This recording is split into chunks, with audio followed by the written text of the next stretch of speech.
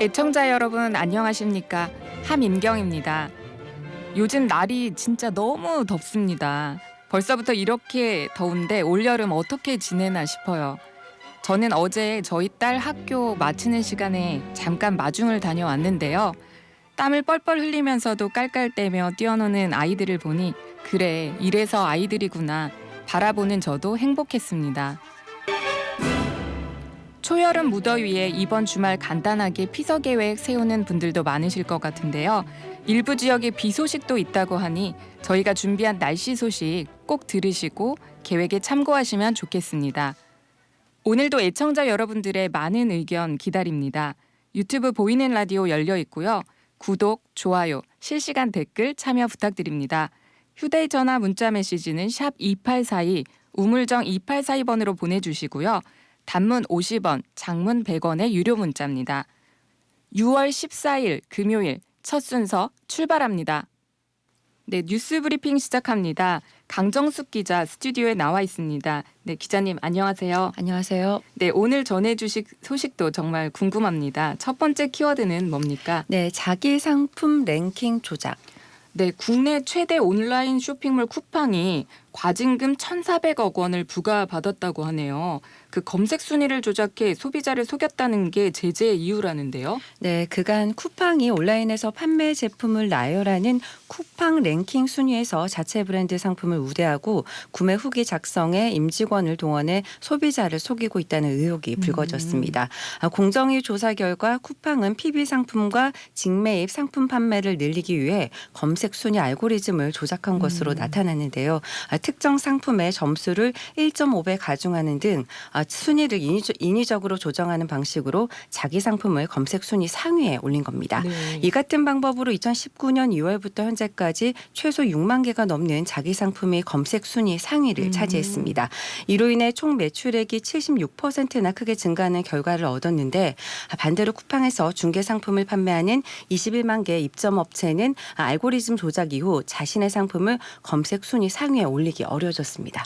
저도 쿠팡 진짜 많이 이용을 하고 또 후기를 보고 저는 고르거든요. 좀 그렇죠. 정말 이게 속았다 이런 느낌이 참 많이 드는데 임직원을 동원한 그런 구매 후기 작성 사실도 드러났다면서요? 네, 그렇습니다. 쿠팡은 2019년 2월부터 2,000명이 넘는 임직원들이 조직적으로 PB 상품에 긍정적 후기를 달고 평균 4.8의 높은 별점을 부여했습니다. 이런 방식으로 7만 개가 넘는 구매 후기가 작성됐는데요. 공정위는 입점 업체와의 공정한 경쟁을 저해하고 소비자의 합리적 구매 선택을 방해했다며 쿠팡에 대해 유통업계 역대 최대인 1,400억 원의 과징금과 함께 검찰 고발 조치했습니다. 쿠팡은 공정위가 상품 추천 행위를 모두 금지한다면 3조 원의 물류 투자와 로켓 배송 상품 구매를 위한 22조 원 투자도 중단될 수 있다며 강력 반발했습니다. 네. 또 과도한 과징금은 형평성을 잃는 조치라며 행정소송으로 법원에서 부당함을 적극 소명하겠다고 했습니다. 네, 좀 충격적인 그런 소식인 것 같아요. 네, 다음 키워드 소개해 주세요. 최재형 목사 경찰 조사. 네, 김건희 여사에게 명품백을 건넨 최재형 목사가 어제 7시간 동안 그 경찰 조사를 받았습니다. 건조물 침입, 명예훼손, 스토킹 등 여러 혐의를 받고 있는데 그 최근 경찰에 그 혐의를 부인하는 의견서를 제출하기도 했다고 하는데요. 네, 최재형 목사가 어제 건조물 침입과 명예훼손 혐의로 경찰 조사를 받았습니다. 지난달 청탁금지법 위반 등 혐의로 2차례 검찰 조사를 받은 데 이어 어제 조사는 보수 성향 시민단체 등의 고발에 따른 것으로 경찰 소환은 처음입니다. 경찰 조사는 주로 윤 대통령 내외에 대한 무고 혐의와 국가보안법 위반, 주거 침입 여부 등에 초점이 맞춰졌던 걸로 전해졌습니다. 또 최 목사는 스토킹 혐의로도 수사를 받고 있는데요. 스토킹으로 처벌할 최소한의 요건조차 결여됐다는 게 최 목사 측 주장인데 특히 김 여사의 비서가 만날 장소를 알려주고 도착하자 직접 안내까지 해줬으며 두 번째 만날 땐 비서가 먼저 만날 날짜를 물어온 만큼 김 여사가 싫다고 했는데 만난 게 아니라는 겁니다. 경찰은 오늘 최 목사와 함께 고발된 서울의 소리 기자를 불러 조사를 이어갈 방침입니다. 네, 그 얼마 전에 국민권익위가 이게 그 신고할 의무가 없다면서 이제 사건을 종결했잖아요. 그런 발표에도 이제 최 목사는 어떻게 그럴 수가 있냐 이렇게 강하게 비판을 했다고 하네요. 네, 그렇습니다. 최 목사는 당사자인 자신에 대한 조사도 없이 사건을 종결한 건 납득할 수 없다며 재조사를 해야 한다고 주장했습니다. 특히 자신이 외국인이라 선물이 국가 소유 대통령 기록물로 분류된다는 권익의 논리는 궤변이라고 설명했습니다. 대통령 기록물법상 선물과 관련된 공직자윤리법 제15조는 외국 정부 등으로부터 받은 선물의 신고를 의미한다며 법에 규정된 외국인은 국가 수반급 정상 외교를 하는 외국인으로 자신과 같은 일반적 외국인을 말하는 게 아니라는 설명입니다. 최 목사가 외국인이었어요? 네, 그렇습니다. 네. 또 이런 권익위를 향한 비판이 이제 여당에서도 계속 나오고 있는데요. 그 검찰이 이제는 김건희 여사를 소환 조사하지 않을 수 없을 거다 이런 말까지 공개적으로 하고 있는 상황이네요. 네, 김용태 국민의힘 의원이 한 방송에 나와 권익위의 이번 결정에 대해 아쉬움을 나타냈는데요. 김건희 여사의 명품백 수수 의혹을 반년이나 들여다본 권익위가 관련 규정이 없다는 이유로 사건을 종결 처리한 게 국민 정서에 맞지 않다는 겁니다. 그런 만큼 검찰 수사 과정에서 김건희 여사의 소환이 불가피하다는 목소리도 공개적으로 나왔습니다. 민주당은 김 여사에 이어 윤 대통령도 다시 한번 정조준했습니다. 전현익 더불어민주당 의원은 대통령의 청탁금지법 위반이 이 사안의 권익위 소관 법률의 핵심이며 명품백 수수와 관련해서 김건희 여사에 대한 부분만 논의되는 것은 반쪽짜리에 불과하다고 말했습니다. 이처럼 민주당이 김건희 여사 특검법을 비롯한 22개 법안을 당론으로 채택하고 신속히 추진해 나가겠다고 밝히자 국민의힘은 민주당이 악법을 통해 의회 독재 체제를 만들려 한다고 비판했습니다. 네. 다음 준비해 주신 주제는요. 노쇼 안 된다. 네, 전공의 이탈이 이제 넉 달째 계속되는 상황에서 이제는 의대 교수들과 동네 개원의들까지 참여하는 의료계 집단 휴진이 이제 나흘 앞으로 다가왔어요. 환자 단체들이 어제 절망적이라며 고통을 호소하고 있고 정부는 의사가 진료를 일방적으로 취소하는 노쇼 이제 해서 안 된다라고 하면서 이제 법적 조치까지 예고한 그런 상황인데요. 네, 빅5로 불리는 대형 병원을 중심으로 무기한 휴진 결정이 확산되면서 서울대병원 일부 교수들은 예약 환자들의 진료 일정을 직접 조정하고 있습니다. 진료 예약이 많은 교수일수록 예약 조정 뒤 휴진을 하기가 쉽지 않은 상황인데도 교수들의 휴진 참여 의지는 높은 걸로 전해졌습니다. 이에 정부는 진료 예약 취소를 할 경우 의료법 위반에 해당될 수 있다고 경고했습니다. 동의와 구체적 계획 없이 일방적으로 진료 예약을 취소하는 것은 의료법 제15조에서 금지하고 있는 진료 거부에 해당될 수 있다는 겁니다. 한 달간의 자격정지 처분이나 1년 이하의 징역, 1,000만 원 이하의 벌금에 처해질 수 있습니다. 의사협회는 자신들의 요구를 들어주면 집단 휴진을 재검토하겠다고 한 상태입니다. 네. 지금 그 빅5 병원들과 전국 의대 교수 협의회에 이어 어제도 최소 5곳이 참여를 결정해서 대학병원들의 동참 규모는 더 늘어날 것으로 보입니다. 수술의 필수적인 역할을 담당하는 그런 마취 통증 의학과 응급의학과 이런 의사들도 오는 18일 휴진을 결의했는데 어떻습니까? 네, 17일과 27일부터 각각 무기한 휴진을 선언한 서울의대와 세브란스 등 수도권 5대 상급 종합병원도 모두 집단 휴진을 결의했습니다. 다만 분만과 응급 환자 등을 담당하는 필수 의료 분야 의사들이 의사협회의 전면 휴진에 참여하지 않겠다고 밝혔습니다.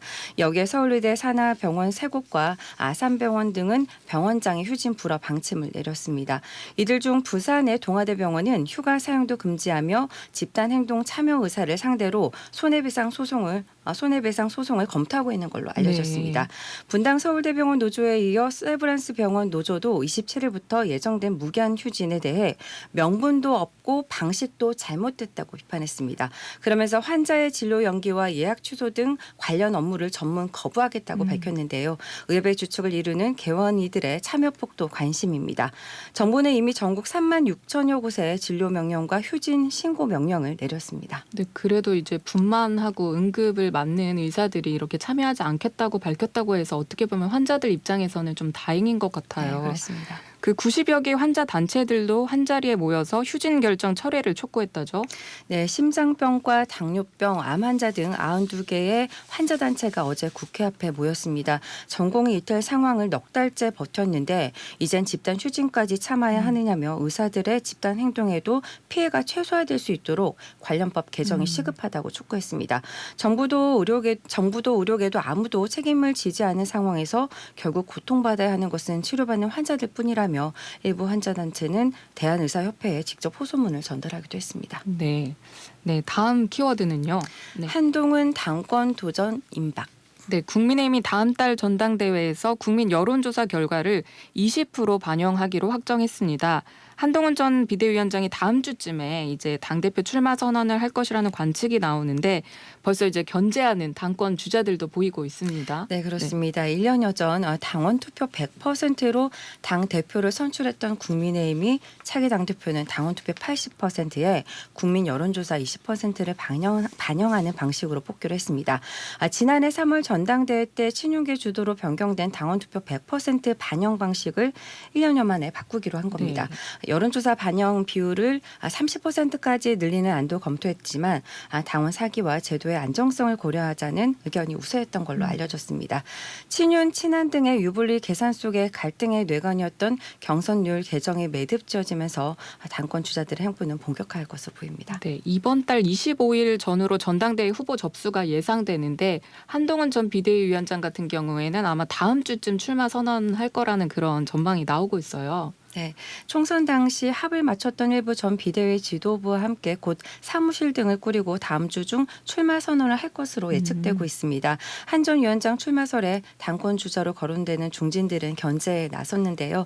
윤상현 의원은 총선 참패를 책임지고 물러났는데 다시 대표에 도전하는 건 민주당식 궤변이라고 직격했고 나경원 의원도 원외에 있는 한 전 위원장의 한계론을 제기했습니다.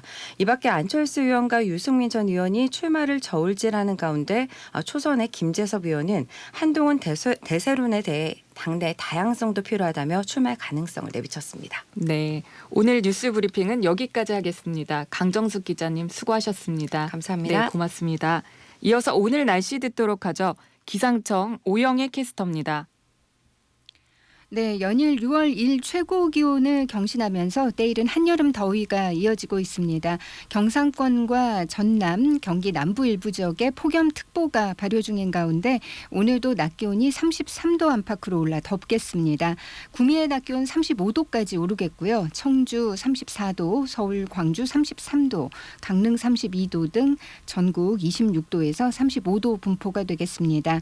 오늘 전국의 하늘이 맑다가 오후부터 구름이 많아지겠고 또 오후부터 저녁 사이에는 강원 내륙과 산지, 충북과 남부 내륙 지역 곳곳으로 소나기가 내리는 곳이 있겠습니다. 제주도는 차츰 흐려져 오후부터 비가 내리겠고요. 내일 낮까지 이어지겠습니다. 내일은 중부 일부 지역으로 비가 그 밖에 곳곳으로 소나기가 내리겠고 때이른 한여름 더위도 조금 누그러지겠습니다. 내일 수도권과 강원 지방에 오전부터 밤사이 비가 오락가락하겠고요. 강원 내륙 지역은 모레 일요일 새벽까지 이어지는 곳이 있겠습니다. 내일도 충청 이남 지역으로는 오후에 소나기 지나는 곳이 있겠고 일요일에는 구름이 많다가 오전부터 차츰 개겠습니다. 오늘과 내일 내리는 소나기나 이 비의 양은 모두 5에서 20mm가량이 예상됩니다. 내일 일부 지역에 이렇게 비가 내리면서 기온은 오늘보다 1도에서 6도가량 떨어지겠고요. 30도를 밑도는 곳이 많아 평년 수준의 기온이 예상됩니다. 지금 서울의 기온 23도, 습도는 69%입니다. 날씨였습니다. 아침 저널 1부 집중 인터뷰 시작하겠습니다. 푸틴 러시아 대통령이 조만간 북한을 방문할 것으로 전해집니다. 우리 정부는 비슷한 시기에 한중 외교 안보 대화를 조율하고 있는데요. 한반도를 둘러싼 치열한 외교전이 펼쳐질 것으로 예상됩니다. 오늘은 김준영 조국혁신당 의원과 이야기 나눠보겠습니다. 나와 계시죠? 예, 안녕하십니까. 김진영입니다. 네, 의원님 안녕하세요. 네네. 네, 외교 전문가로 알려져 계신데요. 국제 정치를 전공하셨죠? 네, 맞습니다. 25년 국제정치를 국제정치를 가르쳤고요. 지금은 조국혁신당 의원입니다. 예. 네. 그래서 먼저 이 질문부터 한번 해보겠습니다. 윤 대통령이 지난 10일 투르크메니스탄을 시작으로 오는 16일까지 중앙아시아 3개국 순방에 나섰습니다. 올해 첫 순방인데요. 그 장소로 그 중앙아시아를 선택한 데는 이제 어떤 의미가 있다고 보십니까? 일단 저는 모양새는 나쁘지 않은 것 같아요. 왜냐하면 지난 2년 동안은 거의 미국과 일본에게 올인을 했기 때문에 사실 그게 이제 좀 저는 진영이 좀 편향돼 있다는 생각을 하고 비판을 해왔었는데요. 지난번에 그 한중일 그래서 네. 중국과도 만나고 말씀하신 것처럼 또 안보 대화가 있고요. 그다음에 중앙아시아 이 굉장히 중요한 나라들입니다. 왜냐하면 이 나라들이 중에는 말지만은 자원도 중요하지만 이게 SCO라고요. 상하이 협력기구라 그래서 중국과 러시아 쪽으로 쏠려 있는 국가들이기 때문에 진영을 넘는 의미가 있는데요. 근데 좀 겉모양에 비해서 내용은 좀 굉장히 부실하다는 생각을 합니다. 왜냐하면 네. 계속 지금 MOU만 맺고 있고 이 치밀한 왜냐하면 아까 말씀드린 것처럼 여기 러시아와 중국이 기득권을 갖고 있거든요. 이미 이 인프라를 깔고 있고 수십 년 동안 갈아놓은 땅이기 때문에 여기서 우리가 실질적인 영향을 끼치거나 우리에게 이익이 되는 것들에 비해서 지금 나오는 것들이 이름은 K 실크로드 구상이라고 얘기하는데 실효적인 것들이 잘 안 보이는 게 좀 안타깝습니다. 네. 그래도 이게 중앙아시아라고는 이제 처음 이렇게 하는 외교다 보니까 좀 기대하는 목소리도 참 많은 것 같더라고요. 네네. 근데 말씀드린 것처럼 예를 들자면 지금 이걸 하고 나서 내년에는 이 5개 국가, 중앙아시아 5개 국가를 묶어서 이 정상회의를 만든다고 하는데요. 네. 지금 처음 각 국가의 사정이 굉장히 다릅니다. 투르크메니스탄은 빈국 중에 빈국이고 자원은 많지만 예를 들어서 우리가 자원 협력을 했다고 하더라도 그 자원을 우리가 개발해야 되는 문제는 손익계산을 철저히 해야 되거든요. 그런 거라든지 우즈베키스탄은 지금 러시아가 잘 관리하고 있는 몇 안 되는 우방 국가 중에 하나입니다. 예. 그러니까 이런 것들이 구체성을 갖고 하기보다는 제가 정보를 들은 걸 보면 이 국책연구기관에 단순한 용역을 기반으로 지금 이 순방이 짜졌다는 얘기도 있거든요. 그러니까 네. 그런 것들을 볼 때 좀 외교가 좀 치밀하지 못한다는 생각을 여전히 갖고 있습니다. 사실 진짜 말씀하신 것처럼 외교가 좀 치밀하게 되고 중요한데 그런데 네. 이 외교를 두고 또 다른 시각에서 또 비판을 또 하더라고요. 이게 우리 군이 6년 만에 이제 대북 확성기 재개를 했잖아요. 그러고 나서 다음 날 윤 대통령이 순방을 떠났는데 대통령의 일정은 어쩔 수 없다. 그렇지만 국가안보실장 그리고 국가안보실 1차장이 모두 같이 동행한 것을 두고 이런 안보 공백을 지적을 하던데 이 점은 어떻게 보십니까? 좀 정확하게 지적하셨습니다. 저는 이제 이 오물풍선하고 전단이 오가면서 이 상황이 굉장히 불안한 상황이고 긴장을 서로 고조시키지 말자는 제가 논평도 여러 차례 냈는데요. 말씀하신 것이 앞뒤가 좀 맞지 않죠. 그 정도로 지금 위기 상황이라면 대통령이 일단 일정을 조정해야 되고요. 저는 일정을 조정할 이 긴장 자체를 올린 것을 비판했고요. 그런데 만약 그 대통령실의 논리라면 지난 2월에 독일과 덴마크의 국빈 방문을 받았을 때 사실 그때 이유가 여러 가지 4일 두고 취소를 했거든요. 그때 여러 가지 이유라고 했던 것 중에 하나가 또 안 보였는데 그다음에 이제 그 의사분들의 이제 파업 네. 이런 것들이 지금하고 비슷한데 지금은 정도가 좀 심해졌거든요. 그럼 이게 앞뒤가 맞지 않잖아요. 그리고 말씀하신 것처럼 지금 안보실장하고 안보실 1차장은 문재인 정부 때는 항상 한 분이 가면 다른 분은 한국을 지켰습니다. 그게 맞죠. 왜냐하면 대통령이 밖에 나가 있으니까요. 그런데 지금 정부에 와가지고는 이런 분이 처음은 아닙니다. 두 분이 같이 가는 것도 이상한데 특히 지금 상황이 위기 상황이라고 진단한다면 두 분이 동시에 나가 있는 것은 적절치 않다고 생각합니다. 그러니까 사실 지금 이제 안보 문제가 북한이 계속해서 이렇게 도발을 해오고 있으니까 사실 이제 좀 위기 상황이다 이렇게 보는 시각들도 많은데 사실 의원님도 아시겠지만 국방 같은 경우에는 이게 안보실 2차장이 챙기는 거잖아요. 1차장은 예, 이제 예. 통일 외교. 실질적으로 이제 국방을 챙길 사람은 사실 2차장이고 2차장은 국내에 이제 남아 있었고 또 안보실장은 이렇게 중앙아시아 이제 첫 외교고 저희가 광물 외교 이렇게 좀 중요하게 방점을 두고 있다 보니까 이렇게 외교 사안 등을 하러 이제 순방을 갔기 때문에 이제 수행을 간 건데 혹시 이런 부분은 이제 그 잘 모르는 그런 시각에서 우려가 되는 목소리로 좀 이렇게 걱정이 나온 거 아닌가요? 예, 뭐 그렇긴 합니다. 그런데 말씀하신 것처럼 근데 이게 명령의 라인이 있지 않습니까? 그러니까 지금 수장 보통 이제 명령 체계가 있지 않습니까? 그러니까 물론 전문 분야는 말씀하신 것처럼 1차장은 안 보고 2차장이 국방이긴 하지만 그래도 명령 체계에서 봤을 때 지금 탑 1하고 두 번째가 동시에 나간다는 그 정도로 중앙아시아가 시급하냐는 겁니다. 아까 말씀드린 MOU라든지 지금 시작하는 것들인데 그것과 국내 상황을 얘기하면 국내에서 지금 국방장관이 비상을 지난 주말에 갑자기 비상을 내는 정도의 인식하고 지금 인식은 앞뒤가 맞지 않잖아요. 네, 그러니까 이게 좀 사실 잘 모를 수가 있잖아요. 그 1차장은 통일 외교를 하니까 이제 같이 나가게 됐고 이제 실질적으로 국방을 챙길 사람이 사실 2차장으로 남아 있었던 건데 이런 부분들은 좀 이제 잘 또 얘기가 돼야 또 불안이 없어지지 않을까 해서 한번 여쭤봤습니다.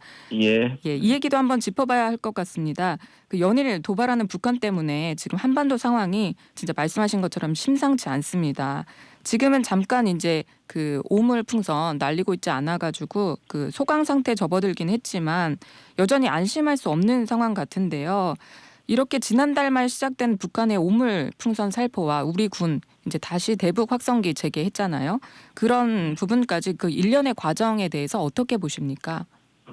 긴장을 서로 고조시키는 것 자체에 대해서 저는 우려를 하고 있고요.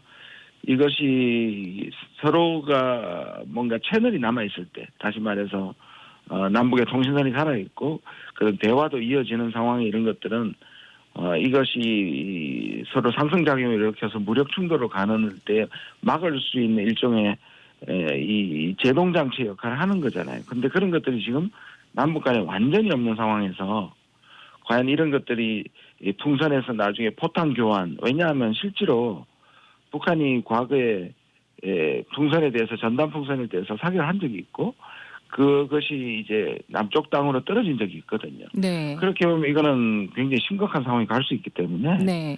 저는 대북 확성기 그다음 풍선 이런 것들이 실제로 정전협정 위반이거든요. 양쪽이 네. 마찬가지입니다. 그러니까 자제해야 되고요. 다행인 것은 그래도 북한하고 그다음에 좀 확성기를 설치했지만 2시간 틀고 지금 틀지 않는다든지 좀 자제하는 모습은 보이는데 완전히 이것이 끝났다고 보긴 좀 힘듭니다. 네, 의원님도 말씀하신 것처럼 지난번에 이제 북한이 그 저희 대북 전단 이렇게 해서 쏴가지고 저희 쪽에 이제 총탄이 떨어져가지고 문제가 생겼다라고 말씀하셨잖아요. 어떤 네. 분들은 이제 북한에서 이게 날려보내놓은 오물 풍선 바로 요격하면 되지 않냐.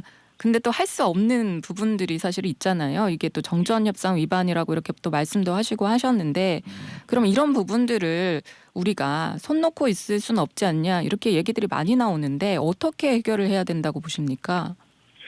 지금 정부의 기조의 문제인 것 같습니다. 정부가 강대강 뭐 심지어 뭐 선제 타격까지 하겠다고 북한도 교전국이라고 얘기하고 지금 가잖아요. 그러니까 힘의 평화를 얘기하는 게 일종의 억지력이죠. 그러니까 우리가 군사력을 강화하고 북한에서 단호하게 하면서 북한에 함부로 다른 생각을 하지 못하게 만드는 게 한쪽 바퀴라면 네. 다른 바퀴는 이런 위기가 생겼을 때 관리하고 저는 북한에게 뭐 굴욕적으로 대화를 요구하라는 게 아니라 네. 북한도 중국도 러시아도 이런 일이 생겼을 때 채널을 만들어 놓는 그래서 서로 오해해야 저는 전쟁은 의도된 계획된 전쟁도 있지만 우발적 전쟁이 훨씬 더 무서운 거거든요. 예. 그러니까 뭐 이 우발적 충돌이 전쟁으로 하지 않게 만드는 관리하는 평화라는 것도 존재해야 되는데 지금 정부는 그 후자가 너무 취약합니다. 네. 지난 9일 북한군이 군사 분계선을 넘어왔다가 남측에 경고 사격에 퇴각한 사실이 뒤늦게 공개됐다며 또 일각에서는 또 이런 비판을 하기도 했습니다. 우리 군은 이에 대해서 단순 침범이었고 즉각 북상한 것 외에 특이 동향은 없었다라고 발표를 했는데 어떻게 보십니까? 표현이 지금 무장한 북한군이 군사 분계선을 넘어왔다 하니까 예. 뭔가 작전이나 전쟁 뭐 이런 방식으로 무슨 도발을 하기 위해서 넘어온 것처럼 들리는데요. 네. 그러니까 이거는 작업 중이었고요. 자, 아, 근데 예. 이 군사 분계선이니까 작업을 하려면 일부는 곡괭이나 이런 걸 들고 있고 일부는 방어를 주위를 경계를 해야 되니까 무장을 한 네.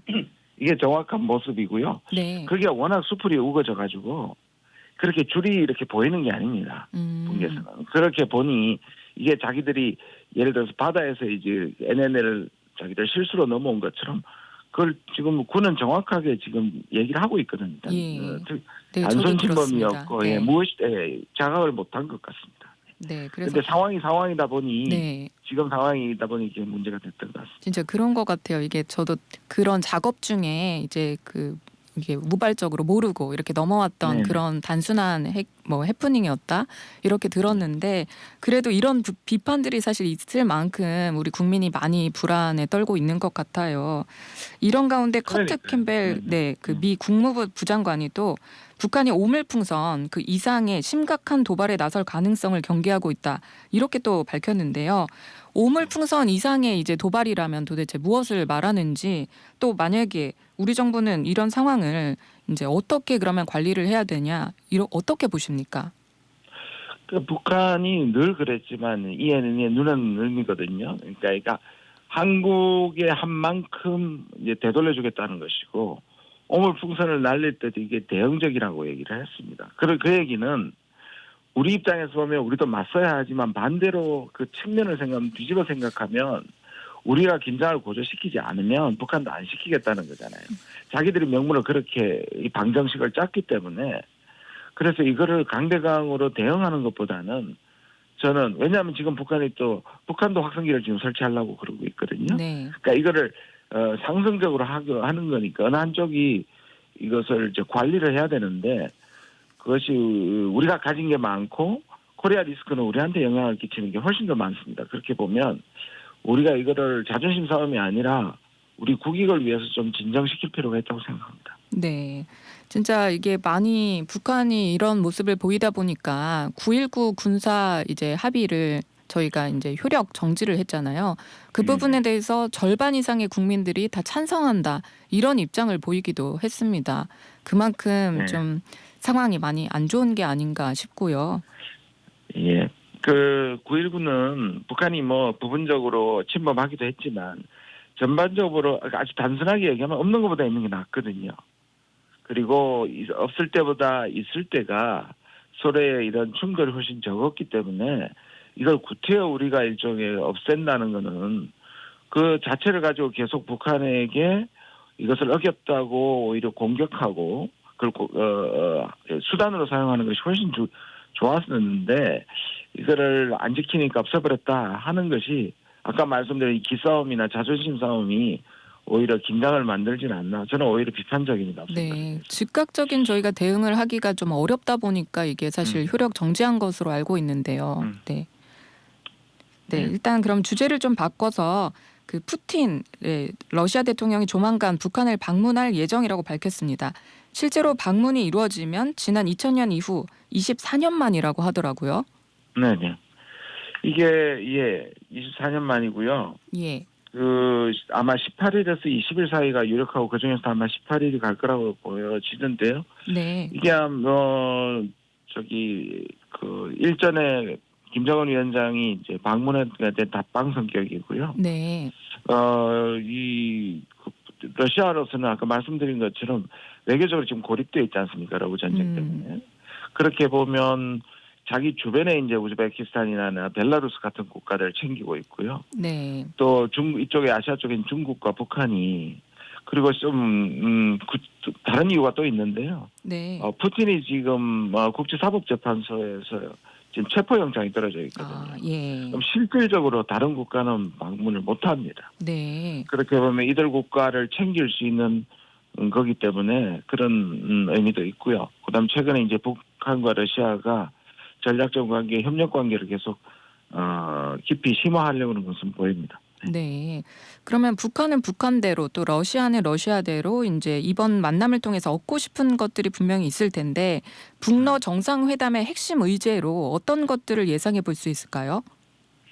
좀 일각에서는 이제 북러가 너무 깊어진다. 네. 특히 이제 무기 교환이라든지 그다음에 북한은 전쟁에 필요한 소모 포탄을 모자라는 포탄을 공급하고 그다음에 러시아는 북한에게 지금 미사일이라든지 또 그다음에 이 첨단 군사 기술을 제공할 수 있다는 우려를 하고 있는데요.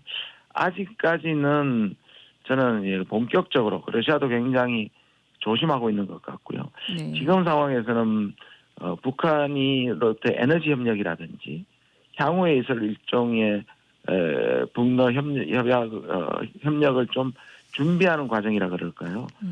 생각보다는 당장은 아닌 것 같습니다. 네. 네. 또 이런 가운데 한국과 중국이 다음 주 초 서울에서 외교 안보 대화를 개최하는 방안을 최종 조율 중인 것으로 알려졌는데요. 우리나라와 중국이 이렇게 직접 마주 앉는 것을 이렇게 보여주는 것만으로도 북한에 이제 적지 않은 메시지를 줄 것이다. 이런 분석도 있습니다. 예, 그런 의미도 있고요. 제가 보기에는 이게 그 한중일 때 나왔던 거거든요. 네. 그러니까 한중일이 4년 5개월 만에 재개됐고, 그 다음에 거기에서 구체적인 것 중에 하나가 이제 한국과 중국의 이 2+2라고 얘기합니다. 그러니까 외교 국방장관이 만나는데 이것은 좀 굉장히 바람직한 것 같고요. 예. 왜냐하면 북중러가 모이고 한미일이 모이는 것이 진영화되면 결국 남북이 이 강국들의 3대 3회이란 동맹과 동맹, 진영과 진영에서 최전선에 놓이기 때문에 오히려 이렇게 진영을 넘는 그런 방식의 외교가 필요하다고 생각하고요. 이게 단순히 일회적으로 끝나지 않고 계속 이것이 정례화되는 것이 필요하다고 생각합니다. 예. 이번에는 국회 이야기를 한번 해보겠습니다. 의원님은 외교 분야의 전문성을 살려서 그 외통위에 배치된 것으로 알고 있는데 외통위는 아직 위원장이 이게 선출된 상임위는 아닌 거죠? 그 지금 네, 말씀하십시오. 예, 지금 외통위에서 이제 시급하게 이제 다루어야 할 현안은 뭐라고 보십니까? 말씀하신 것처럼 지금 18개 상임위 중에 11개는 이제 지난주에 결정이 됐고요. 네. 7개는 이제 국민의힘 몫인데 국민의힘이 지금 상임위 구성에 동의하지 않기 때문에 그 중에 하나가 이제 외통이고 그래서 저는 아직 상임위에 들어가지는 못했습니다. 그러니까 확정된 건 아닌데요. 예. 그런데 뭐 지금 외교 사안이 많습니다. 저는 특히 전문가 입장으로 보면 엑스포 문제가 저는 도저히 이해가 가지 않거든요. 그렇게 참패를 했는데도 그 직전까지 승리를 예상했고 잘못 판단했다 해도 문제가 되고 예. 그다음에 판단했음에도 그렇게 얘기한 건 문제가 있죠. 이것들을 저는 파헤쳐서 비판하기보다는 이런 것들을 제대로 국정조사를 통해 가지고 예. 그 향후에 우리가 이런 걸 하게 될 때 실패하지 않게 하는 의미도 있기 때문에 네. 저로서는 그것이 저한테는 이제 주 목적입니다. 네. 외통위 가셔가지고 좀 많은 활약 기대해 보겠습니다. 오늘은 여기까지 듣도록 하겠습니다. 바쁘신데 시간 내주셔서 감사합니다. 김준영 감사합니다. 조국혁신당 의원님과 이야기 나눠봤습니다. 네, 고맙습니다. 네, 감사합니다. 수고하십시오. 네. 네, 외교도 안보도 어느 하나 신경 쓰지 않을 수가 없습니다. 오늘도 여러 의견들 보내주고 계십니다. 네, 계속 부탁드리고요. 1부는 여기에서 마칩니다. 네, 2부에서 뵙겠습니다. 네, 매주 금요일 한 주간 여론의 흐름을 짚어보는 시간입니다. 여론의 중심, 오늘도 배종찬 인사이트K 연구소장과 함께합니다. 배 소장님, 어서 오세요. 안녕하십니까, 배추도사 배종찬입니다. 네, 한 주간 잘 지내셨죠? 잘 지냈습니다. 네, 네. 뭐 워낙 이슈들이 많아서 네, 대한민국은 네, 쉴 틈이 없습니다. 그러게 말이에요. 네, 끊임없이 쏟아져 나오는 네. 모든 이슈들 BBS와 함께해 주십시오. 감사합니다. 네, 오늘도 이제 시작해 보겠습니다. 예. 네, 윤 대통령 국정 수행 평가부터 살펴보겠습니다. 2주 연속 29% 지지율을 유지하고 있는데 이게 전체적인 추이를 보면 그 박스권에 갇혔다 이런 모습으로 보이는데요. 그렇죠. 뭐 키워드로 분석을 한다면은 박스권도 있을 테고 지금은 저공 비행이겠죠. 그러니까 대통령의 지지율을 크게 두 가지로 나눌 때 좀 낮은 지지율로 지속이 될 경우에는 이제 저공 비행. 네. 그다음에 이건 이제 대통령 모두가 신나는 일이죠. 고공행진. 고공행진. 고공행진할 네. 때 대통령 지지율이 60%를 넘어 긍정 지지율이 고공행진하고 아. 있습니다. 사실 이런 이야기를 제일 있었나요? 고공행진?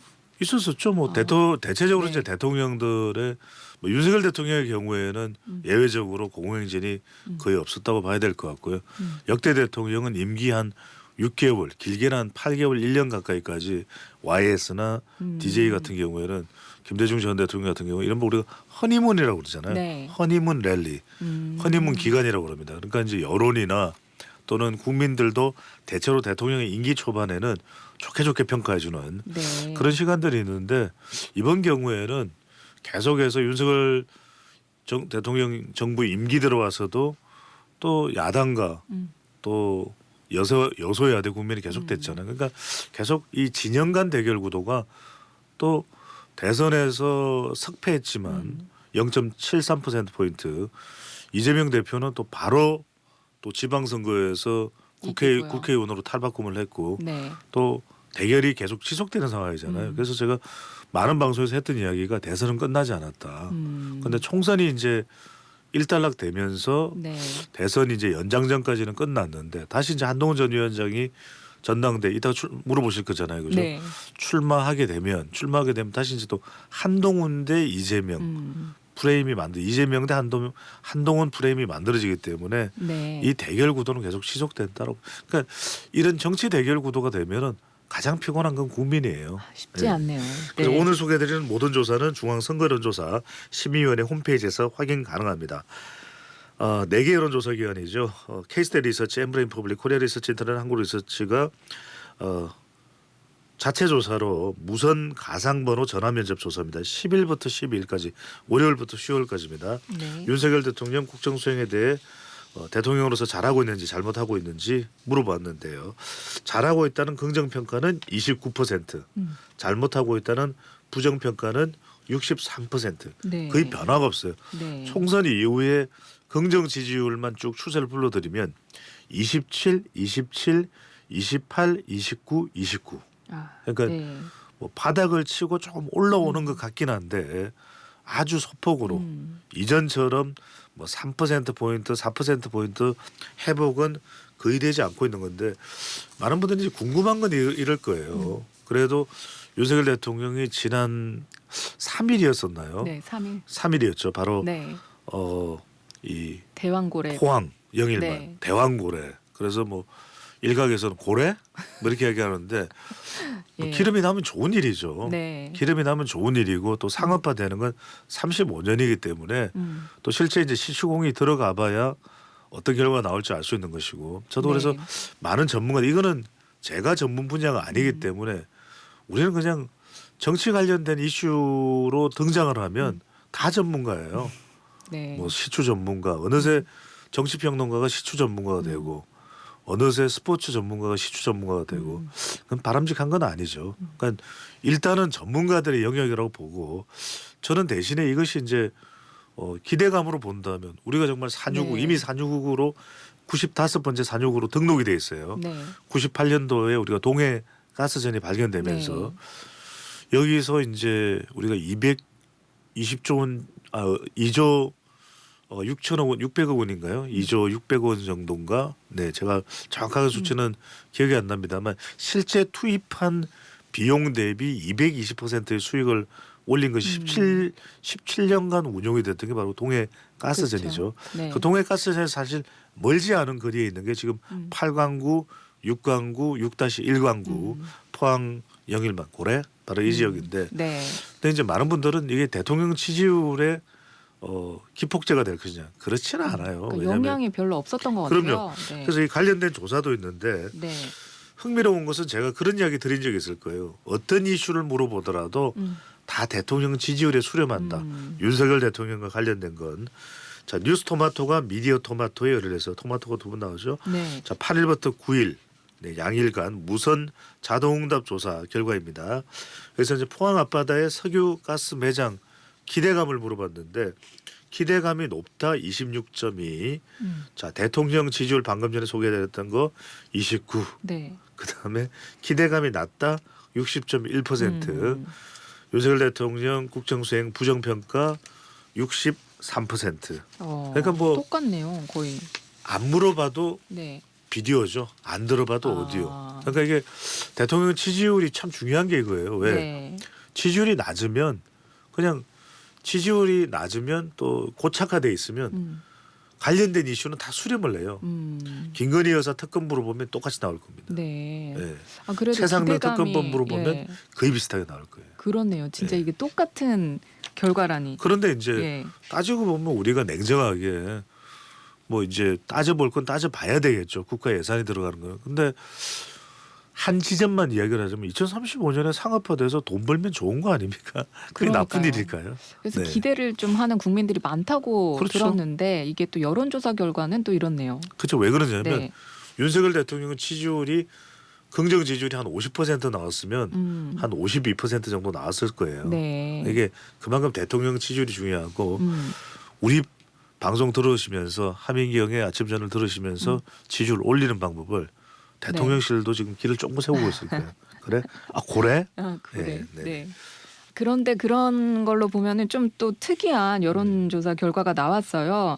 그게 이번 달 초 이제 정부가 그 북한의 오물풍선 살포에 대응하기 위해서 9.19 군사 합의를 이제 효력 정지를 했잖아요. 네. 근데 이거는 찬성한다는 여론이 절반 가량 이상에 나타났습니다. 이게 윤 대통령의 국정 지지도를 이거는 훌쩍 완전 넘는 수치인데 이건 그럼 어떻게 해석해야 되나요? 우리가 정치 성향을 이야기할 때 진보나 보수 사실 우리 정치에 진보가 있냐라고 묻는 분들이 많아요. 사실 왜냐하면 우리 사회가 이제는 상당히 민주화 이후에는 좀 보수화됐거든요. 근데 그 보수 내에서 민주당이냐 이른바 보수 정당으로 이름을 부르느냐의 차이일 뿐이지.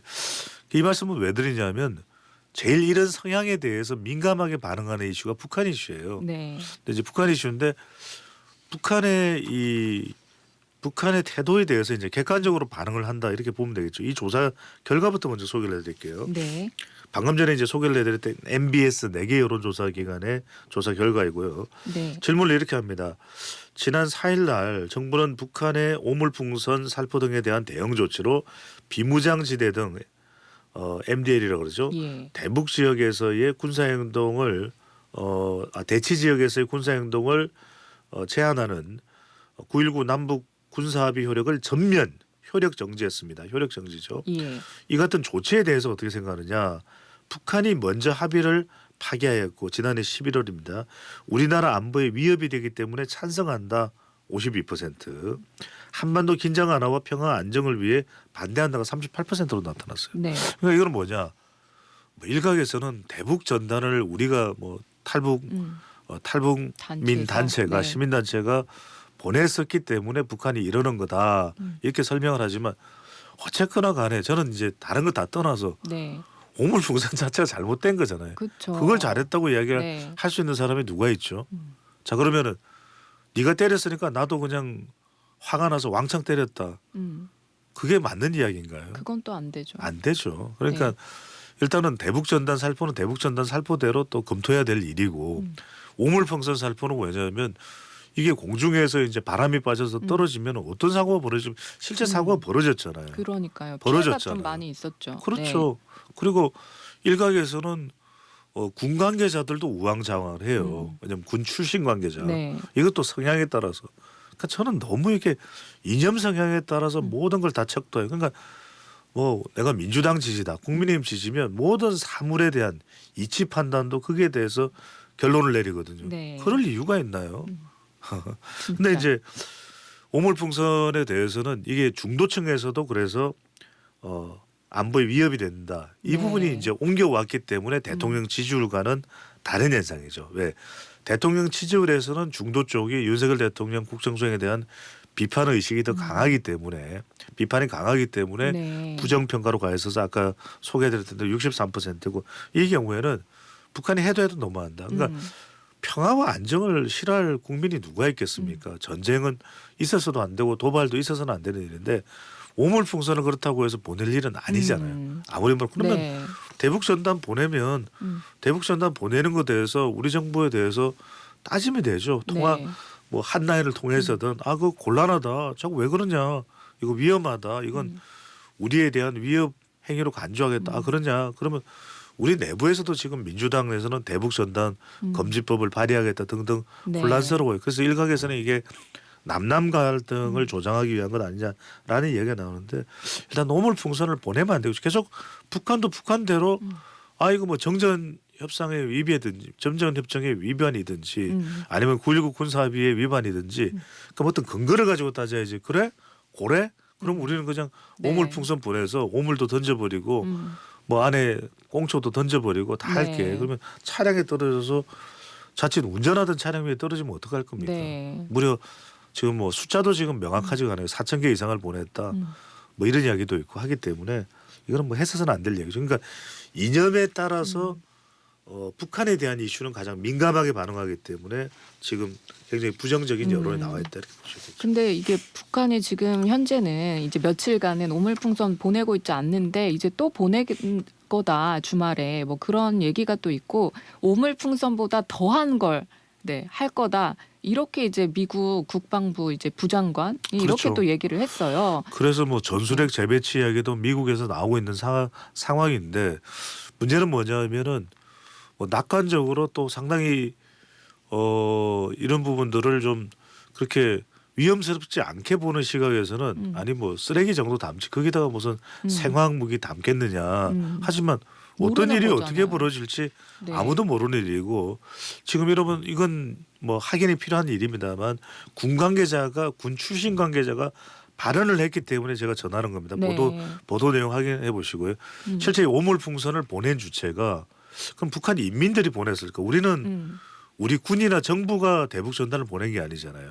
시민단체가 보냈고 그래서 이런 표현의 자유 행위에 대해서는 이 하민경 진행자께서도 변호사니까 네. 이건 그렇죠. 그때 위헌 결정 났잖아요. 위헌 결정이 네. 났죠. 그것을 막을 수는 없다라는 네. 이야기를 했던 거예요. 물론 이제 위험할 수 있는 행위에 대해서는 네. 지자체가 됐든 경찰 차원에서의 행위가 예방 행위가 있어야 네. 될 수도 있겠지만 그렇다면 지금 이 군 출신 관계자의 발언에 따르면 북한이 지금 오물풍선을 보내는 것은 김정은 군이 보내고 있다는 거예요. 네. 기사에 났어요. 그러니까요. 제가 네. 드리는 말씀이에요. 네. 아니 군이 보내는 거예요. 우리는 네. 차원이 완전 다른 거죠. 그런 차원에서라도 그래서 이게 제가 데이터 분석 전문가지만 항상 빅데이터도 분석하고 여론조사 질문도 제가 설명을 드립니다만 어떻게 질문을 하느냐 또 네. 응답자가 그 내용을 충분히 알고 있는지 여부에 따라서 답변은 판이하게 네. 달라질 수 있어요. 그래서 어떻게 질문을 하느냐가 굉장히 중요합니다. 모르는 사람에게는 네. 내용을 좀 이 왜곡되지 않게 설명을 해줘야 되는 것이고 또 아는 사람에게는 지나치게 뭔가 좀 편견이 개입될 수 있는 질문을 넣으면 안 되고 그냥 담백하게 찬성이냐 반대냐. 네. 근데 그렇지 않은 조사가 많아요. 그렇다고 제가 뭐 어떤 특정 조사에 대해서 이러쿵 저러쿵 할 생각은 없습니다만 그렇다는 말씀을 전해드립니다. 진짜 만약에 그러면은 이런 상황에서 남북 간의 이제 긴장이 더 고조가 된다면 이럴 때는 여론은 어떻게 움직일까요? 그렇죠. 그럴 때도 상당히 팽팽할 것 같아요. 왜냐하면 네. 이러다가 전쟁 나는 거 아니냐. 방금 전에 김준형 조국혁신당 네네. 의원이죠. 전 국립외교원 원장도 그런 맞습니다. 이야기를 합니다. 한국이 이럴 것이 더 많지 않느냐라는 이야기인데 뭐 그렇게 볼 수도 있겠죠. 또 아닐 수도 있을 테고요. 근데 중요한 것은 북한이 추가적으로 도발을 한다면 우리로서도 좋을 일이 아니죠. 네. 그것은 전혀. 그렇다면은 적어도 그런 긴장 관계를 완화시킬 수 있는 조치가 필요할 것 같아요. 그럴 네. 때 역할을 할 수 있는 것이 중국의 역할일 수도 있을 테고 또는 지금 유엔 사령부인가요? 지금 한미연합사라든지 지금 이 정전협정에 우리 휴전협정이죠. 휴전협정에 관여되어 있는 그런 주체들이 있기 때문에 적어도 이렇게 군사 대치선에서 오물풍선이 날아오고 또 하는 것에 대해서는 어떤 식으로든 좀 안정화될 필요가 있다. 그런 부분들의 역할이 필요할 것 같아요. 어떤 도발이라도 일어나면 그러면 북한도 그게 좋을 일이에요. 유엔 제재 결의를 받고 지금 봉쇄가 돼 있는 상태에서 미국도 지금 북한을 제재하고 있는 상황에서 그런 도발적 행위는 절대 해서는 안 되겠죠. 그래서일까요? 이게 다음 주 초에 중국이랑 외교 이제 회담 뭐 이렇게 한다고 하던데 뭐 그런 모습을 보여주는 것만으로도 이제 북한이 좀 네, 어떤 뭐 좀 그렇죠. 근데 안 하지 않겠냐. 그럼에도 불구하고 네. 지금 북한의 정황을 보면 다른 이슈가 있기 때문에 짧게만 말씀드리면 네. 정황을 보면은 푸틴 대통령이 북한을 방문할 가능성이 상당히 네. 높거든요. 그렇다면 푸틴 대통령으로서는 우크라이나 전쟁에서 북한이 지원해준 물자가 정말 고마울 수밖에 없겠죠. 러시아로 뭐 감사합니다가 시바스바인가요? 뭐 하여튼 예. 시바스바 계속 연발을 하겠죠. 네. 김정은 위원장 고마워 네. 지원해줘가지고 말이에요. 그러면은 러시아도 선물을 줘야 될 거잖아요. 그 선물이라는 게 정찰 위성이라든지 또 미사일 이 발사체와 관련된 기술의 노하우를 북한에 전수해주는 그런 상황이고 푸틴이 온다 그러면 얼마나 성대하겠습니까? 예. 열병식에 준하는 정도의 그런 또 상황이 벌어지겠죠. 네. 그럼 그건 또 한반도 안정의 위협이 되는 겁니다. 러시아도 또 한국과의 관계도 무시할 수가 없거든요. 네. 이런 부분을 우리 또 외교가 뭐 편중돼 있는 외교 아니냐 하지만 다 외교부도 일을 하고 있을 거예요. 네. 그래서 한러 관계, 한중 관계도 좀 더 다듬을 필요가 있을 거예요. 네. 일단 국회 얘기를 한번 해보려고 하는데 국회에선 여야가 여전히 원구성 문제를 놓고 이제 대치를 하고 있는데 국민 절반 이상은 22대 국회 전반기에 민주당이 법사위원장과 운영위원장을 다 맡아야 한다. 이렇게 바라봤네요. 두 가지로 봐야 되겠죠. 이 조사 결과는 아까 말씀드렸던 뉴스토마토와 미디어토마토의 조사입니다. 네. 자, 국회 원구성 방향에 대해서 물어봤더니 민주당이 법사위 운영이 맡아야 50.3%, 국민의힘이 법사위 운영이 맡아야 36.2%로 약 한 14%포인트 민주당이 법사위 운영이 맡아야 된다는 응답이 높아요. 네. 첫 번째로는 이 결과를 제가 있는 그대로 해석을 해서 대체로 민주당에 좀 힘이 실린 총선 결과에 또 민심이 반영된 것이다. 이렇게 네. 해석할 수도 있어요. 근데 또 하나는 제가 아까도 말씀드렸지만 저도 이런 거 국회 조직 관련해서 이야기 들으면 저는 30년 이상 이 일을 해온 사람이 어려워요. 네. 이걸 두 개를 붙여놨어요. 법사위 운영이. 질문이. 그럼 가방위는 왜 그렇네요. 뺀 거예요? 그러니까 그렇네요. 네. 법사위 운영이 이렇게 맡아야 된다면 법사위인지 운영위인지 네. 이것도 굉장히 혼돈스러워요. 왜냐하면 이번에 협상 과정에서 국민의힘은 말 그대로 우리가 마치 드라마에 나오는 것처럼 다 가져갈 거야 뭐 이런 거잖아요. 네. 그래서 법사위로 내려놔라. 네. 그 이전에 이번 22대 국회 원 구성 이전에 13대 국회 직선제 개헌 이후부터 꾸준히 견제와 균형이 작동되지 않았냐. 네. 아니 민주당도 예전에 그런 거 다 협의해놓고 무슨 그렇죠. 이야기냐 지금 와서 예. 하는 거잖아요. 2012년에 총선에서 새누리당이 다수당이 됐지만 그때도 법사위원장은 민주당으로 갔었고 네. 물론 항상 그래왔던 것은 아닐 수도 있습니다. 대체로 그렇게 해왔다는 거죠.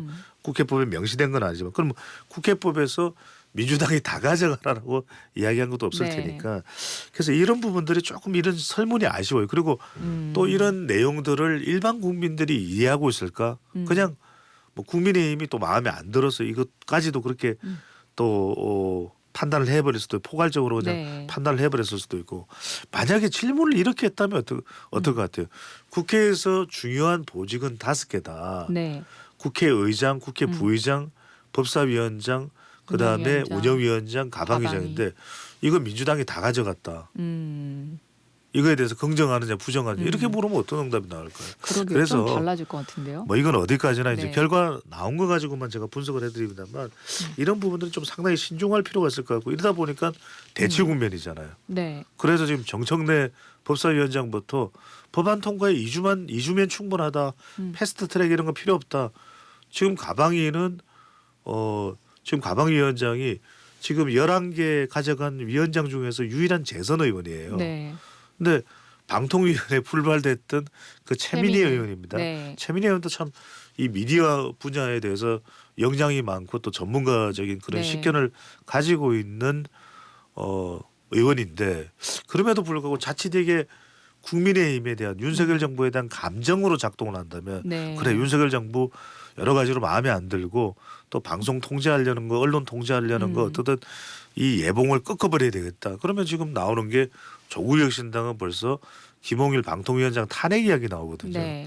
그러니까 이렇게 되면 뭔가 수습이나 국민들은 지금 먹고 살기 힘든데 민생 쪽으로 가야 되는데 민주당은 계속 네. 특검 올려야 되고 어느 한쪽을 제가 네. 편드는 게 아닙니다. 네. 또 대통령이 할 수 있는 수단은 뭐겠습니까?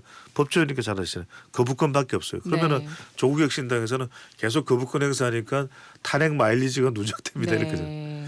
그러면 이게 이런 갈 때까지 가보자는 대치 국면에서 국민들이 얻을 게 있을까요? 자, 특검법 통과되었다 치자고요. 네. 그러면 또 대통령 거부권 행사했다 제2요구입니다. 이건 네네. 더 정확하게는 했다고 치자면 그럼 이게 또 한 달, 두 달 지나고 그럼 계속해서 대외 환경은 지금 미국 연준의 금리도 지금 안 내리고 동결되고 있는 상황인데 우리로서는 상당히 벅찬 상황이거든요.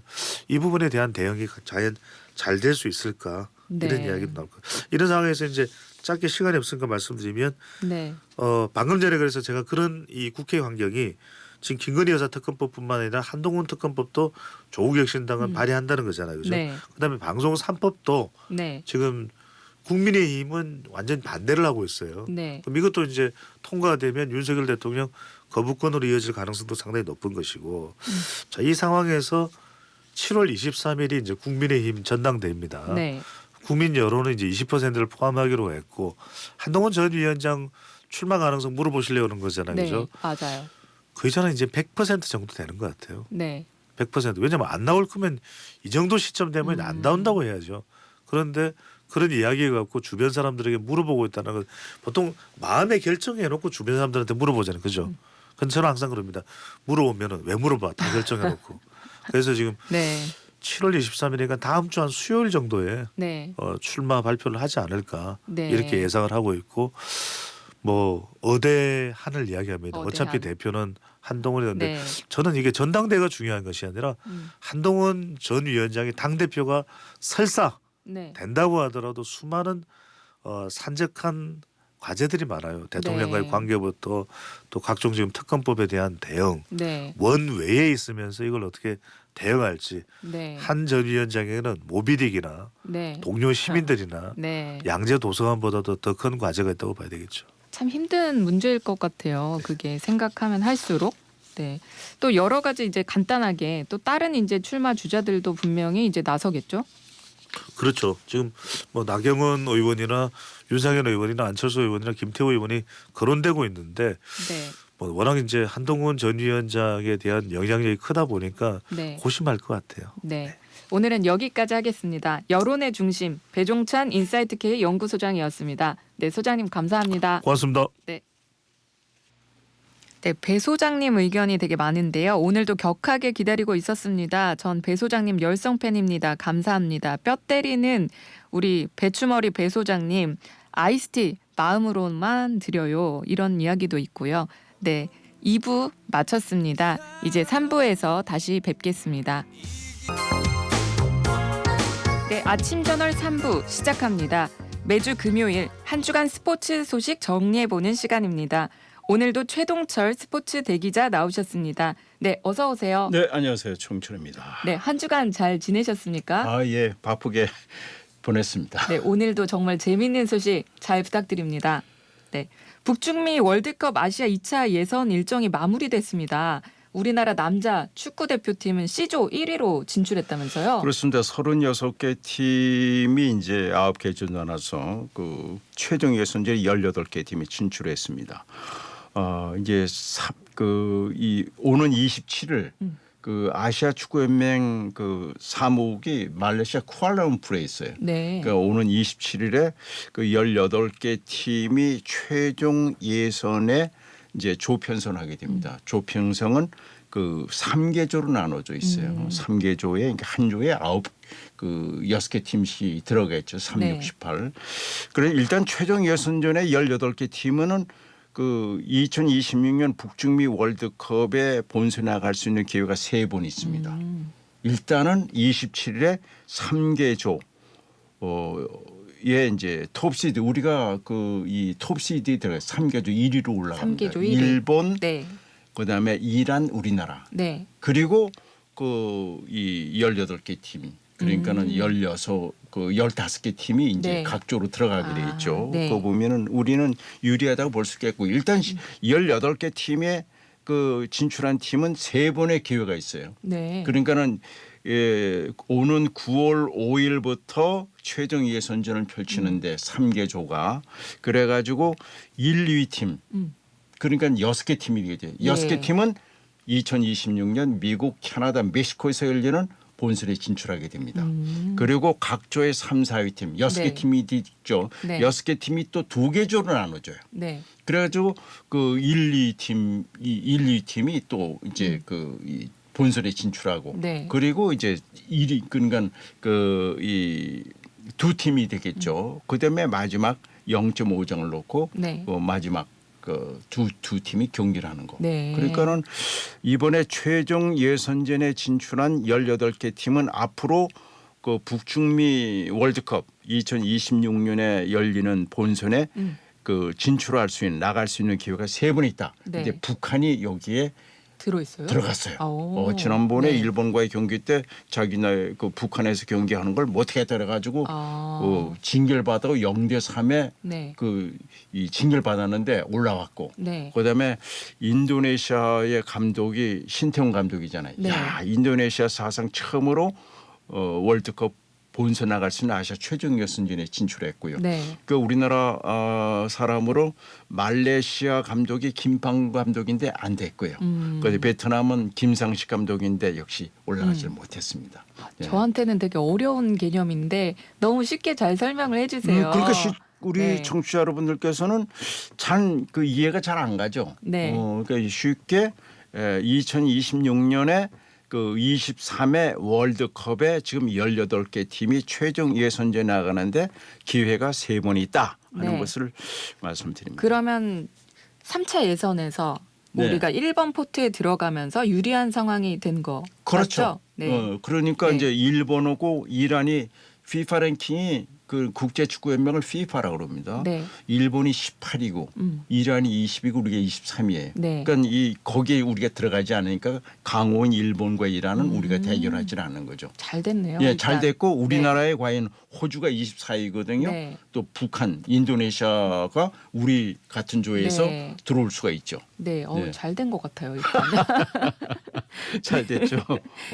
네, 지난 화요일 그 서울 월드컵 경기장에서 있었던 중국과 경기에서 그 중국 팬들이 굉장히 많이 응원을 하는 것 같던데요. 저도 화요일에 그 8시에 있었죠. 저도 현장에 갔었어요.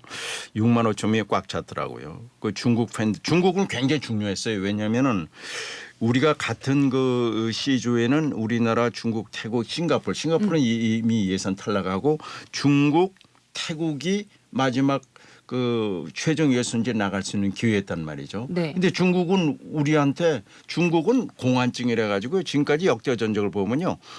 우리는 그 22번을 이겼고 13번을 비겼고 2번 빼게 지질 않았어요. 네. 중국은 지금까지 역대 전적에서 우리는 2번 빼기 이기지 못해서 그래서 공한증 한국에 네. 공포를 느낀다 이런 게 있거든요. 네. 그런데 우리나라에서 경기를 하니까 불리하잖아요. 네. 그런데 태국은 승점이 이기면 3점이고 비기면 1점인데 중국은 우리나라와 경기할 때 승점이 8점이었단 말이죠. 그런데 우리나라에서는 굉장히 불리하죠. 네. 태국은 승점이 5점이었는데 자기 나라에서 약체인 싱가포르 볼로 들이니까 그러니까 승점이 같을 것이고 그다음에 골 득실을 보면은 그 중국은 플러스 1이고 태국은 마이너스 2였단 말이에요. 그러니까 석점 차 이기로 네. 이기면은 태국이 올라가는 거예요. 그러니까 중국으로서는 굉장히 중요하니까 와 6만 5천 명 가운데 아마 3천 명 이상이 중국 팬이었어요. 기자들도 몇십 명이 왔더라고요. 네. 우리나라 팬들은 느긋하게 축구를 즐겼고요. 네. 중국 팬들은 뭐 열심히 응원하고 또 손흥민이나 이강인이라든가 황희찬 이런 정말 그 유럽에서 뛰고는 최고의 선수들 아닙니까? 하여튼 제가 보기에는 아주 우리나라 축구 팬들은 즐겼고 중국 팬들도 네. 손흥민 선수 볼만 잡으면은 뭐 환호도 한호, 하고 함성, 야유도 야이도 있었고 네. 그러더라고요. 네. 근데 손흥민 선수가 이제 손가락으로 3대 0. 3대 0. 네, 제스처 해가지고 이게 또 화제가 됐더라고요. 이게 왜냐하면 작년 네. 11월에 중국 가서 했을 때 우리가 3대 0으로 이겼잖아요. 네. 그걸 얘기해 준 거거든요. 그런데 예. 참 손흥민 선수가 대단한 선수예요. 경기 끝나고 나서 우리 경기 끝나고 나서 1시간 반 우리 경기가 8시에서 계속 우리나라 시간으로 9시 만에 싱가포르에 그래서 네. 그 이 태국에서 싱가포르 경기가 있었거든요. 그때까지만 해도 그 중국이 최종 예선전에 본선에 그 올라가려고 결정이 안 돼 있을 때거든요. 근데 0대 1로 졌으니까 네. 그 골키퍼가 울더라고요. 그때 손흥민 선수 가서 어루만져주고 그리고 그 손흥민 선수는 세계적인 선수니까 중국 선수 하나하나 다 이 격려해주고 그런 것은 참 보기 좋았어요. 네, 역시 손흥민 선수인 것 같습니다. 네. 그 미국의 CBS 스포츠가 세계 최고의 축구 선수 100명을 선정했는데 손흥민 선수가 20위에 이름을 올렸다면서요? 예, 며칠 전에 그 미국의 매체인 CBS 스포츠가 그 축구 전문가들을 대상으로 해서 현역 은퇴한 선수가 아닌 현역 선수 가운데 100인을 좀 뽑아 달라 그랬더니 1위가 음바페 선수예요. 음바페 선수가 대단한 선수. 이 선수가 파리상 이강인 선수 같이 뛰다가 금년에 상관왕이 되면서 자유계약 선수 되면서 2,250억의 계약금 받고 네. 연봉 225억에 우와. 네. 그 레알 마드리드로 네. 갔거든요. 음바페 선수가 1위예요. 네. 그리고 손흥민 선수가 20위. 20위입니다. 20위. 그러면은 세계 손흥민- 최고 현역 네. 선수 가운데 20번째. 좀 그러면 궁금하기도 한데 그 연봉 손흥민 선수의 연봉은 어떻게 될까요? 지금 받는 게 네. 180억을 받습니다. 아, 예. 180억을 받는데 지금 현재 그 최고의 1년에 가장 많은 돈을 받는 선수는 지금 사우디아라비아의 알 나스르에 뛰고 있는 크리스티아노 호날두 선수. 네. 호날두 선수가 2,900억을 받습니다. 2,900억이요. 2,900억 초상권도 있고 그래요. 네. 그러니까는 차이가 많이 나고요. 네. 그 180억인데 뭐 적은 돈은 아닙니다만은 그 이 인지도라든가 호감도라든가 세계 최고 향수 20인데도 불구하고 네. 180억이라는 건 좀 적은 돈이죠. 작년에 그 사우디아라비아 알 이티하드에서 손흥민 선수 우리 팀으로 네. 와라. 음. 연봉을 한 350억 아. 주겠다. 그러게요. 안 그래도 이적설이 있는 것 같은데. 왜냐하면 네. 손흥민 선수가 내년 그 6월까지 계약이 돼 있어요. 그러면서 네. 옵션이 1년이 돼 있어요. 아, 예. 그러다 보니까 손흥민 선수가 그 다른 팀으로 갈 것이냐. 그 이 케인 선수가 12년 동안 그 손흥민 선수와 같이 토트넘에 네. 뛰었잖아요. 네. 그런데 12년 동안 한 번도 우승을 못했어요. 그 손흥민 선수 9년 동안 그 이 지금 주장인데도 한 번도 우승을 차지 못했단 말이죠. 손흥민 선수가 세계적인 월드 클래스인데 아시안 게임에서만 우승컵을 차지했고 우승컵이 없어요. 네. 그러다 보니까 지금 손흥민 선수가 이제 나이가 벌써 32살입니다. 네. 32살은 적은 나이가 아닙니다. 그러다 보니까 지금 여러 가지 설이 있고 무리뉴 감독이 그 지금 그 튜닉 옛날에는 그 터키라고 그랬죠. 튜니키의 페드로베체 감독이 되면서 그 손흥민 선수를 스카우트 하려고 그러다 보니까 지금 손흥민 선수가 과연 내년 그 6월까지 계약이 돼 있지만은 그리고 옵션이 1년 돼 있는데 토트넘에 그대로 있을 것이냐 아니면 다른 팀으로 갈 것이냐 하는 것이 굉장히 관심인데 아직은 어느 팀으로 간다는 얘기는 없습니다. 네. 이제 파리 올림픽은 이제 40일 그렇죠. 벌써 이제 앞으로 다가왔어요. 지난번에 우리가 주목해야 할 선수로 이제 안세영 선수를 얘기해 주셨었는데 2주 전 싱가포르 오픈에서는 우승 그렇죠. 그리고 지난주 인도네시아 오픈에서는 그 천적인 중국의 천이페이에게 아깝게 졌다 이런 소식이 전해졌더라고요. 그렇습니다. 자 이제 그 파리 올림픽이 33회인데 7월 26일부터 8월 11일까지 16일 동안 올림픽은요 16일 동안 열리게 돼 있습니다. 이거 네. 올림픽 IOC 헌장이 돼 있다는 말씀드리고요. 우리가 이번 파리 올림픽에는 15개 종목밖에 출전하지 못합니다. 모두 32개 종목이 열려요. 금메달 329개가 걸려 있는데 우리가 제일 기대하고 있는 것이 이제 안세영 선수. 네. 셔틀콕의 천재. 네. 뭐 세계 랭킹 1위입니다. 네. 작년에 16개 대회 나와서 11개 대회 우승을 네. 차지했어요. 금년에 대단하죠. 말씀드렸듯이 네. 싱가포르, 말레이시아, 프랑스 오픈에서 우승을 차지하고 얼마 전에 끝난 인도네시아 오픈 결승전에서 천적이라고 할 수 있는 천이페이. 네. 이 선수가 세계 랭킹 2위예요. 이 네. 선수한테 1대1로 지긴 했는데 제가 좋은 건 뭐냐면 부상이 이제 거의 예. 나아진 것 같아요. 예. 이제 한 40여일 앞으로 다가온 그 파리 올림픽에 역시 메달의 색깔이 달라지겠습니다만 역시 금메달 색깔은 네. 안세영 선수하고 천이페이, 네. 일본의 야마모토 이런 선수들인데 제가 보기에는 역시 안세영 선수 역시 셔틀콕의 그 뭐 천재, 네. 뭐 여제 이렇게 얘기하는데 네. 저는 불꽃 같은 투원 참 뭐 22살인데 네. 뭐 또 잘하고 있다. 안세영 선수도 이번에 또 자신감을 또 내비치기도 그럼요. 했어요. 네. 예, 예, 정말로 응원합니다. 그렇습니다. 네. 그리고 지난 주말에는 또 김연경, 네, 우리 배구 여제 김연경 선수의 그 국가대표 은퇴 경기가 있었잖아요. 저는 체육 기자가 53년인데 은퇴식을 이틀하는 건 처음 봤어요. 네. 그리고 이미 은퇴한 선수 10선수도 같이 은퇴식을 네. 했어요. 한송희 선수라든가 뭐 이런 선수들 했는데 사실은 여자 배구의 최고의 스타가 김연경 선수였어요. 네. 국내뿐만 아니라 이건 해외. 그렇죠. 그러니까는 연봉이 한때는요. 남녀 배구 가운데는 19억을 받은 적이 있어요. 네. 그래가지고 이틀 동안 지난 주말에 그 잠실체육관에 있었는데 그 12,000명 한 경기는 다 들어갈 수는 없는데 꽉꽉 차는 6,000명씩 12,000명인데 네. 이틀에 걸쳐서 경기를 했고요. 뭐 해외에서 뛰는 선수들도 초청을 했고 이런 네. 점에서 김연경 선수 굉장히 그 화려한 은퇴식을 하면서 금년은 뜁니다. 10월부터 또 이제 네, 프로. V리그 흥국생명 1년 뒤에 있잖아요. 나이가 36살입니다. 네. 그런 점에서 정말 걸출한 그 이 김연경 선수, 김연경 선수가 그 영어로 김영경 그 머리 글자를 써 KYK 파운데이션이라는 그 재단을 만들었어요. 아, 예. 뭐 한 130억을 가지고 있다고 그러더라고요. 뭐 그러니까 결혼하지 진짜 않았어요. 그 재단을 만들어 가지고 유소년 스포츠 그렇습니다. 인재 육성 계획하고 있다고 하더라고요. 네네 배구뿐만 아니라 다른 종목도 네, 요즘에는 다른 종목도. 종목에 육성하겠다는 거. 참 그 김연경 선수는 그 손흥민 선수와만큼 여자 배구의 여제였었다 이런 말씀드리겠습니다. 네, 등번호 10번 이제 예, 태극 마크를 달고는 이제 마지막이고 마지막.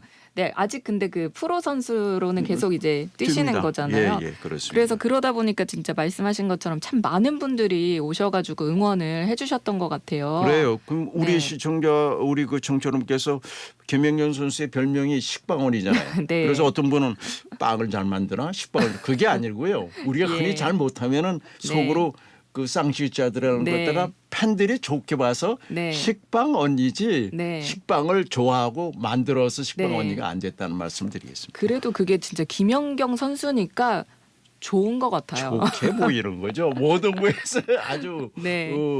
좋게 이렇게 해석이 된다는 말씀드리겠습니다. 예. 네.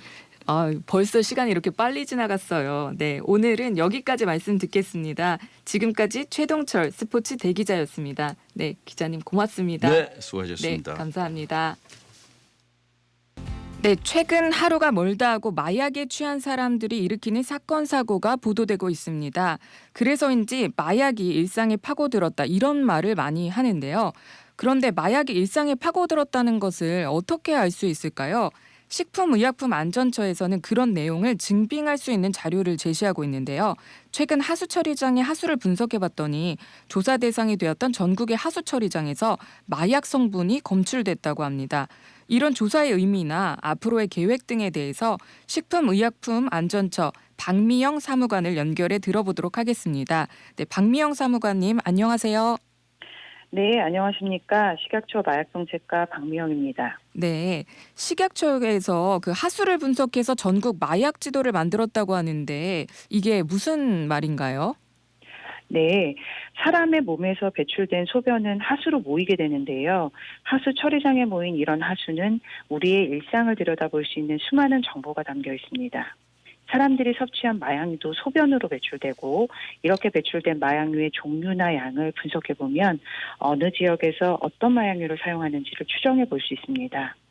이런 정보를 일반 국민들도 쉽게 인식하시도록 지도로 그려서 제시해 보았습니다. 진짜 하수를 분석을 해가지고 마약 사용 행태를 추정한다. 정말로 신선한 방법인 것 같은데요. 이런 조사가 어떻게 시작되게 된 건가요? 네, 병원에서 처음받아 사용되는 의료용 마약류 같은 경우 마약류 통합관리 시스템을 통해 사용량을 파악할 수 있습니다. 그런데 불법 마약류는 사범수나 압수량 등을 통해서 간접적인 방법으로만 파악할 수 있다는 문제가 있거든요. 네. 그래서 유럽이나 호주 등에서 전부터 운영하고 있었던 하수역학 기법의 조사를 도입하게 된 것입니다. 저희는 부산대학교 연구팀 용역연구로 20년부터 실시하고 있는데요. 이 방법은 분기별로 하루씩만 하수를 채취하기 때문에 채취 시점에 강우량이나 콘서트 집회 같은 이벤트가 있다든가 유동인구, 하수로 직접 폐기되는 마약의 영향이 있어서 좀 한계가 있는 방법이긴 합니다. 그 조사 방법이나 그 결과 해석 방법이 조금 궁금한데요. 조금 더 자세히 설명해 주실 수 있을까요? 하수 처리장에서 하수를 채취한 후 정밀한 기기를 이용해서 어떤 마약류 성분이 얼마나 있는지를 분석하게 됩니다. 이렇게 분석된 마약류의 양을 하수 유량과 해당 지역의 인구수, 인체 대사율 이런 것을 고려해서 인구 1000명당 사용하는 양을 계산해서 추정하여 제시하는 것입니다. 네. 우리나라 조사 결과가 어떤지가 궁금한데요. 네, 우리나라에서 가장 잘 알려진 불법 마약류인 필로폰이 4년 연속으로 전국 조사 대상 모든 하수 처리장에서 검출됐습니다. 그리고 23년 조사 결과에서는 코카인 사용 추정량이 증가했는데요. 비록 유럽이나 미국, 호주 등과 비교하면 그 사용 추정량이 낮은 수준이지만 사용이 확산되지 않도록 예방할 필요가 있습니다. 필로폰, 코카인 막 이렇게 들으니까요. 정말 그 마약에 대한 경각심을 다시 한번 가지게 되는 그런 결과인 것 같은데 이렇게 조사한 결과를 가지고 그 식약처는 이제 뭘 하십니까?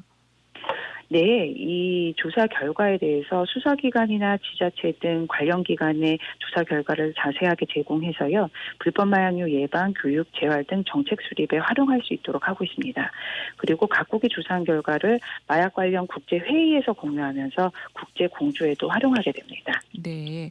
그 앞으로의 조사 계획에 대해서도 조금 상세히 알려주시겠어요? 네, 앞으로도 지속적으로 모니터링을 실시해서 마약류 사용 변화 추이를 확인할 계획입니다. 그리고 신종 마약류에 대한 스크리닝 기능도 강화할 계획인데요. 특정 정해진 성분을 분석해서 사용 추정량을 구하는 것 외에도요.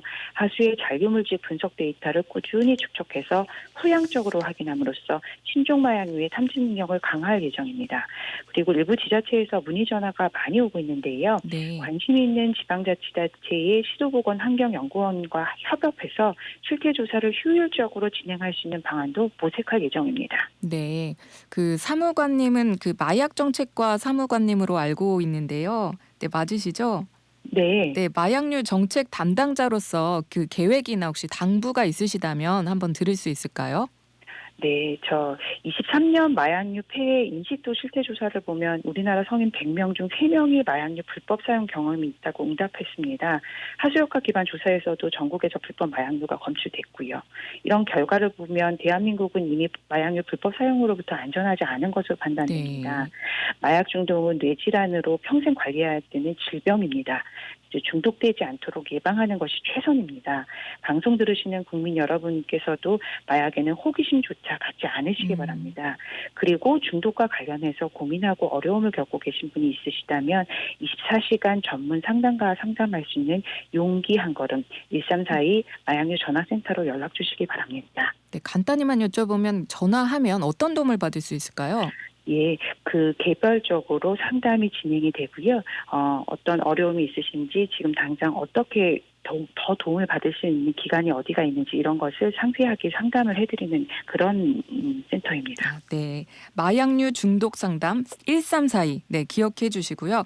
지금까지 식약처 박미영 사무관님이셨습니다. 네, 감사합니다. 감사합니다. 네, 6월 14일 금요일 하민경의 아침 저널 오늘 준비한 순서는 여기까지입니다. 네, 주말 잘 보내시고요. 월요일 날 또 뵙겠습니다. 오늘도 행복한 하루 되세요. 네, 고맙습니다.